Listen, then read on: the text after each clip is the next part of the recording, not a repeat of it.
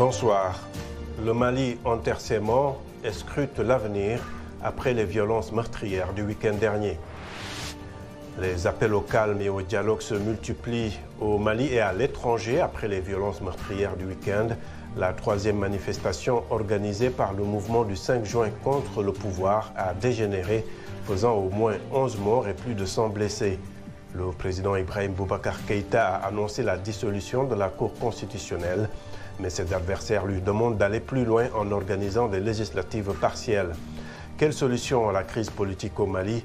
Quelles implications cette crise peut-elle avoir dans la région? Réponse dans les 30 prochaines minutes.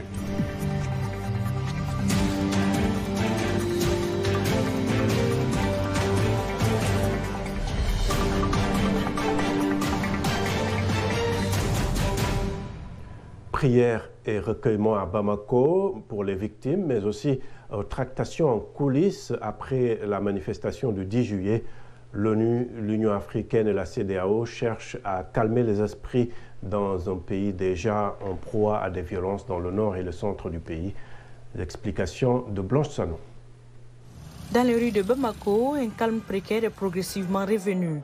Mais le mouvement de contestation qui réclame la démission du président Ibrahim Boubacar Keïta a fixé un nouveau rendez-vous vendredi pour un rassemblement de recueillement et de prières, une semaine après une manifestation ayant dégénéré en 3 jours de troubles qui ont fait au moins 11 morts.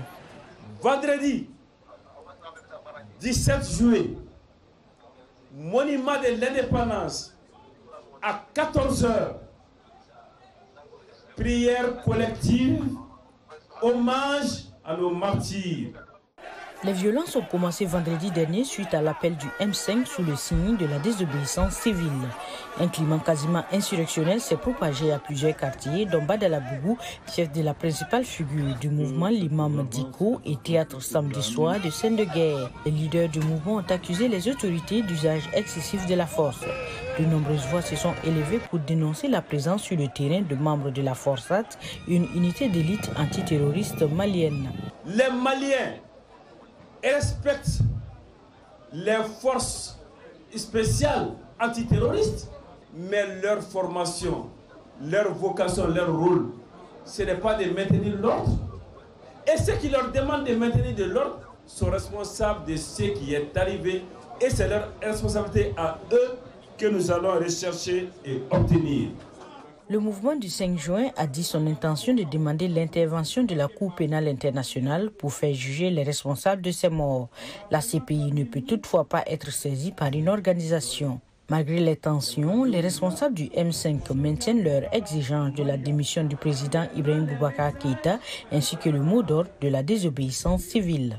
Le M5 RFP renouvelle ses hommages au peuple malien, mobilisé comme un seul homme sur l'ensemble du territoire national et dans la diaspora, et l'engage à poursuivre la lutte jusqu'à la victoire contre le régime d'Ibrahim Boubacar Keïta. Le président a tenté différentes ouvertures, offre de gouvernement d'union nationale, dissolution de la Cour constitutionnelle. Comme autre geste d'apaisement, les autorités, après avoir réprimé la révolte, ont relâché dimanche soir et lundi les opposants arrêtés. La communauté internationale s'alarme de cette escalade à l'issue imprévisible dans un pays déjà confronté au djihadisme, aux violences et à la pauvreté. Une mission de la CEDEAO conduite par l'ancien président du Nigeria, Jonathan Goodluck, est arrivée mercredi soir à Bamako pour une tentative de médiation auprès des différents acteurs de la crise. Voilà, merci beaucoup Blanche pour ce reportage. Et maintenant pour le débat, nous avons Toumaïlou Boubé Maïga, ancien Premier ministre du Mali, et à Paris, Niagale Bakayoko, président de l'African Security Network. Donc merci à tous d'être avec nous. Je démarre avec vous, monsieur le Premier ministre. Comment en est-on arrivé là à cette radicalisation de l'opposition? Est-ce que le contentieux électoral a été bien géré, selon vous, par le pouvoir? Oui, en fait, c'est le contentieux électoral qui a été, si je peux dire, la goutte d'eau qui a fait déborder le vase. C'est-à-dire qu'il y avait une contestation en pente depuis 2-3 ans, parce qu'il y a eu en 2017, si vous vous souvenez. À l'époque, on voulait faire la révision de la Constitution. Il y avait une contestation contre la révision, mais qui avait les mêmes revendications politiques. Nous avons eu une sorte de crise post-électorale en 2018. Et les mêmes secteurs ont continué de s'exprimer contre le pouvoir. Et puis quand il y a eu les élections législatives cette année, l'arrêt de la Cour constitutionnelle a été vraiment un choc pour tout le monde, parce que c'est un arrêt qui s'est caractérisé principalement par l'annulation de pratiquement tous les résultats provisoires prononcés par l'administration territoriale, dans des circonscriptions très symboliques, où il y a des partis qui avaient 10 000 voix d'écart, qui ont retrouvé que tous ces votes ont été annulés. Et quand il y a eu l'arrêt de la Cour, ce n'est pas les états-majors des partis qui se sont manifestés le premier, ce sont les populations elles-mêmes qui ont commencé à manifester contre l'arrêt de la Cour, estimant que leurs votes ont été confisqués. Alors, c'est vrai, vous parlez de ces élections comme étant le déclencheur, mais est-ce qu'il n'y a pas aussi d'autres facteurs comme par exemple la crise au centre, une crise que vous connaissez bien, vous avez été Premier ministre. Vous avez un pays où l'État est quasiment absent, quand même sur les... Vous prenez le nord et le centre, ça fait 940 000 km² sur 1 240 000 km². Ce sont des zones dans lesquelles il y a un vide administratif total. Et où l'État fait face à trois problématiques sécuritaires, si je peux dire. Un, vous avez l'action des groupes terroristes djihadistes. Vous avez la criminalité transnationale organisée qui a fait de nouvelles routes de trafic qui passent par le temps. Et vous avez tous les conflits de coexistence et de cohabitation qui se sont beaucoup développés dans cette zone et qui ont été mis à profit par les groupes djihadistes quand ils les ont créés, exacerbés. Et bien que dans toutes ces zones, les institutions étatiques sont soit quasi inexistantes, ou soit quand elles sont là, elles sont extrêmement faibles.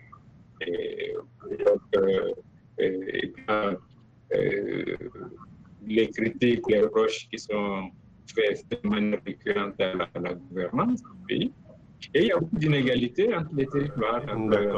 Niagalé, pendant que beaucoup se focalisent sur l'insécurité dans le centre du pays, on se rend compte que la situation politique à Bamako était tout aussi explosive, n'est-ce pas? Comment interprétez-vous cette crise à Bamako?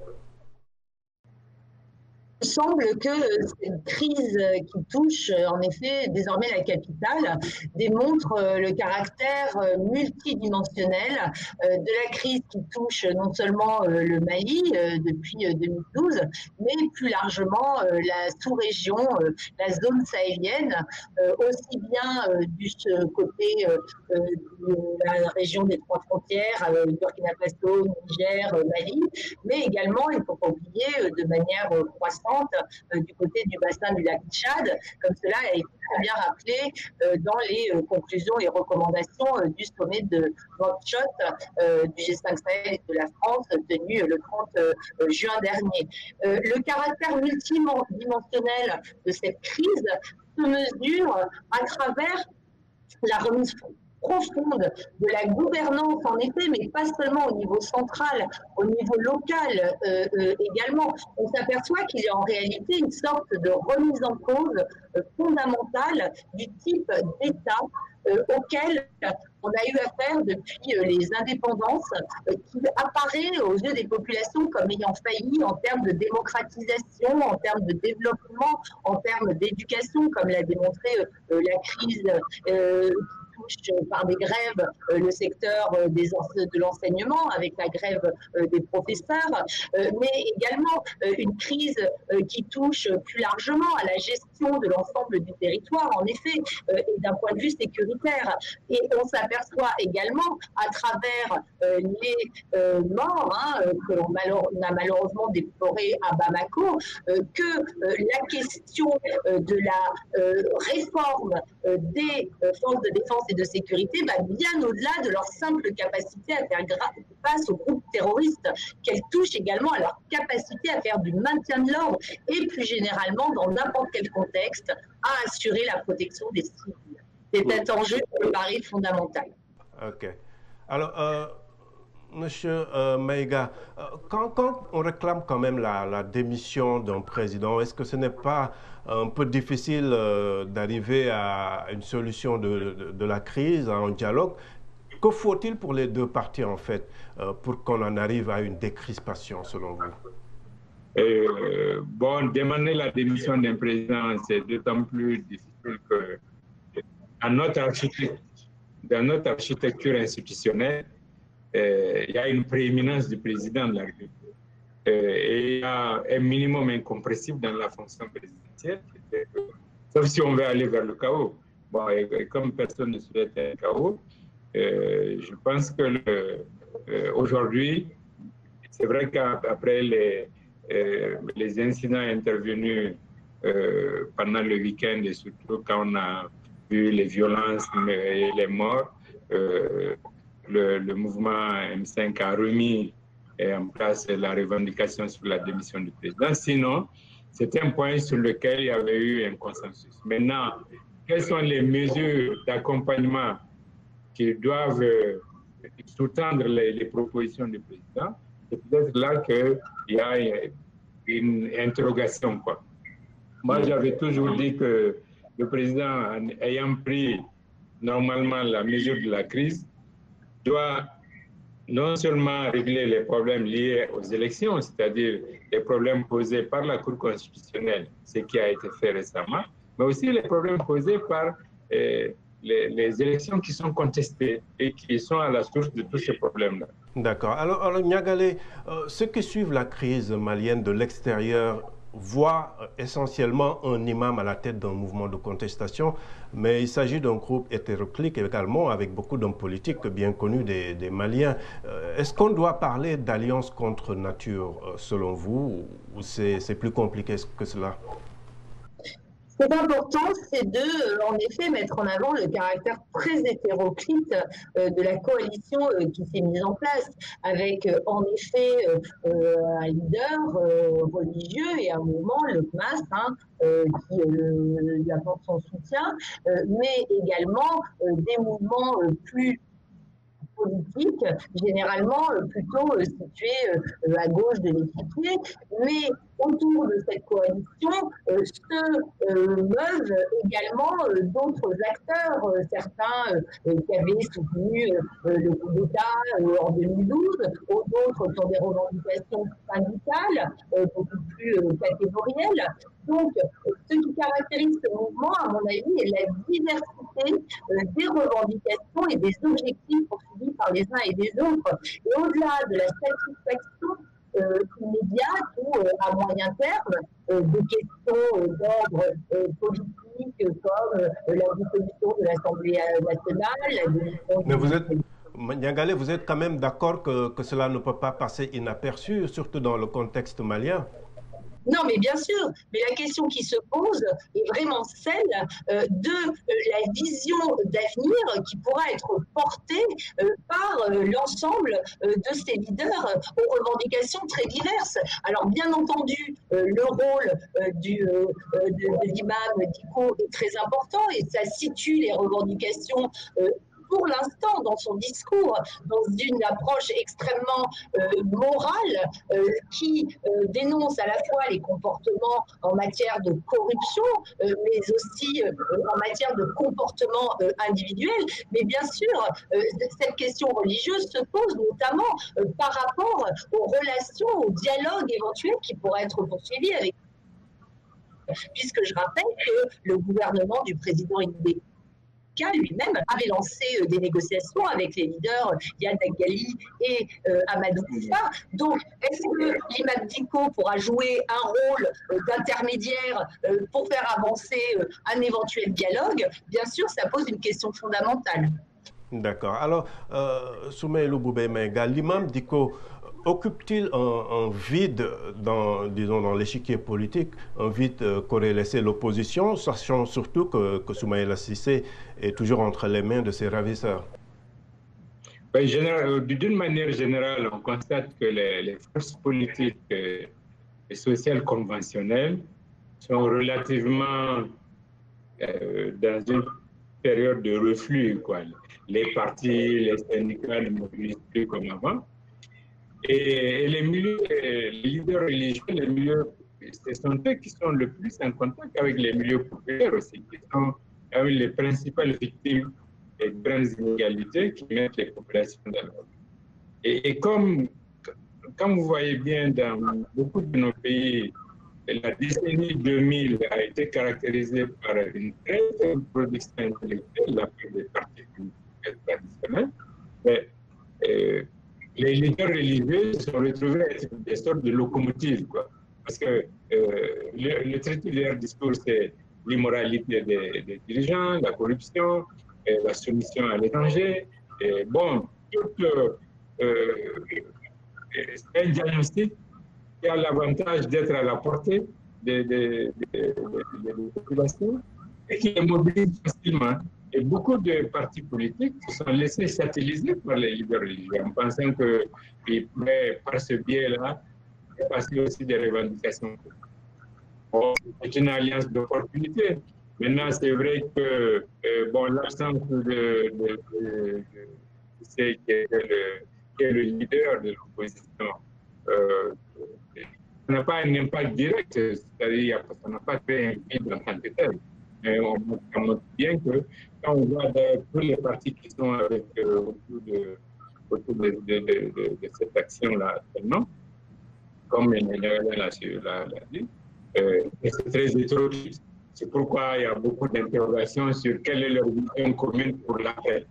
Bon, pour le moment, il faut leur demander quoi.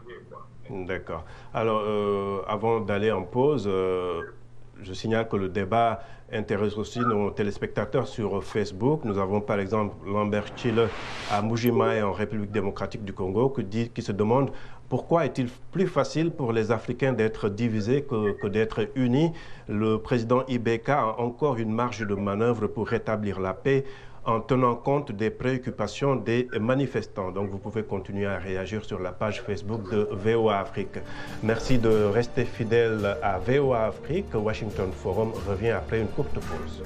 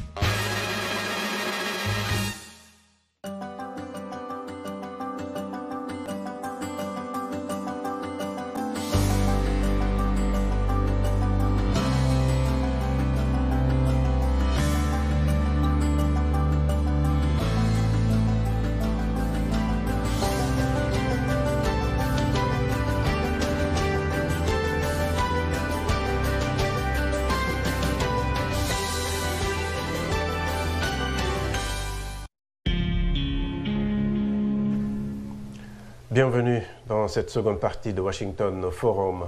À Bamako, les séquelles des violences du week-end dernier sont toujours visibles dans plusieurs quartiers de la capitale malienne.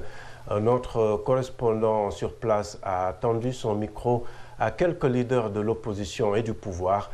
Ils nous donnent leurs impressions sur la tension politique au Mali. Chacun a suivi hier les événements qui se sont passés dans notre pays, en l'occurrence dans la capitale ici à Bamako. Des actes de vandalisme, l'Assemblée nationale qui se retrouve pillée, saccagée, l'ORTM occupé, des biens d'honnêtes citoyens aussi pillés, des voitures d'agents de service public qui ont été vandalisées et saccagées également.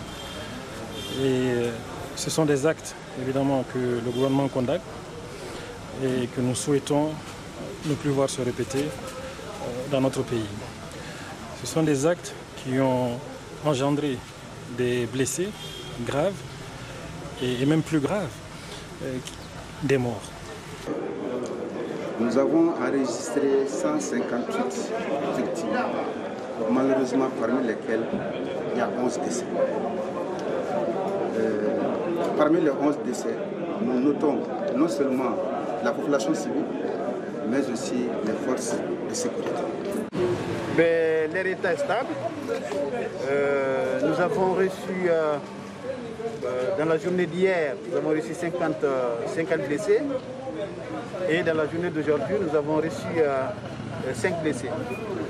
Les blessés que nous avons reçus, il y a deux qui étaient déjà décédés avant d'arriver au niveau de notre structure. Et nous déplorons, parmi ceux qui sont rentrés dans la structure, 2 autres décès. C'était des patients qui étaient très graves. Voilà, merci beaucoup Kassim donc, pour ce micro-trottoir dans les rues de Bamako. Je rappelle nos invités pour ce Washington Forum. À Bamako, Soumaïlou Boubé Maïga, ancien Premier ministre du Mali, et à Paris, Niagale Bagayoko, présidente de l'African Security Sector Network. Alors, Soumaïlou Boubé Maïga, l'ONU, l'Union africaine, la CEDEAO intensifient leur médiation depuis la première manifestation le 5 juin. Comment une instabilité politique au Mali affecterait-elle la région tout entière? C'est-à-dire que d'abord, tout le monde s'est rendu compte depuis 2012 quand même que la sécurité, il y a une dimension collective de la sécurité. Et à l'évidence de toute insécurité ou toute déstabilisation du Mali a forcément un impact sur la sous-région, comme on l'a constaté, même à l'absence de la déstabilisation. On a vu comment, du fait de l'expansion continue des groupes terroristes, comment tous les pays du Sahel se sont retrouvés être le théâtre de différents types d'attentats.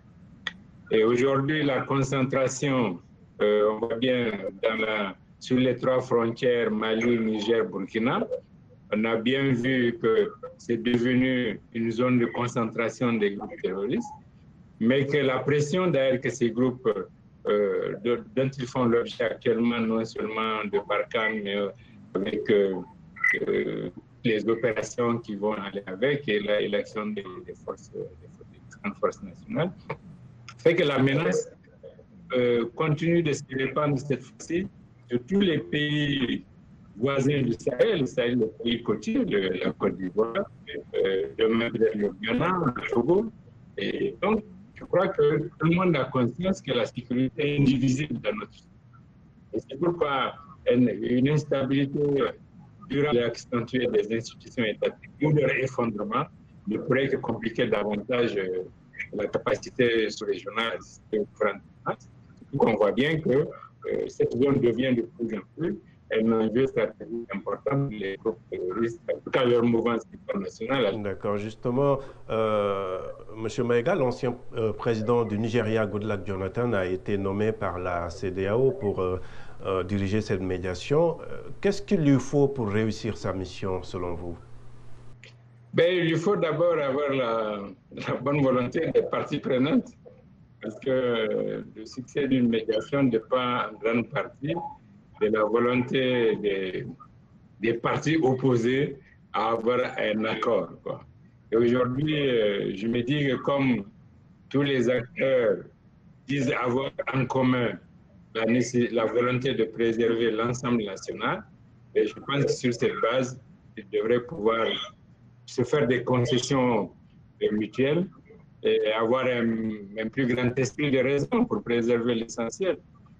Mais pour cela aussi, il faudrait apporter une solution juste, je crois, aux problèmes qui sont posés. Et le problème principal étant quand même pour le moment le contentieux électoral. Parce que tant que ce contentieux n'est pas vidé, même techniquement, nous ne pourrions pas démobiliser les gens. Parce que, comme je l'ai dit, c'est un contentieux qui concerne les circonscriptions les plus peuplées parmi nos circonscriptions électorales.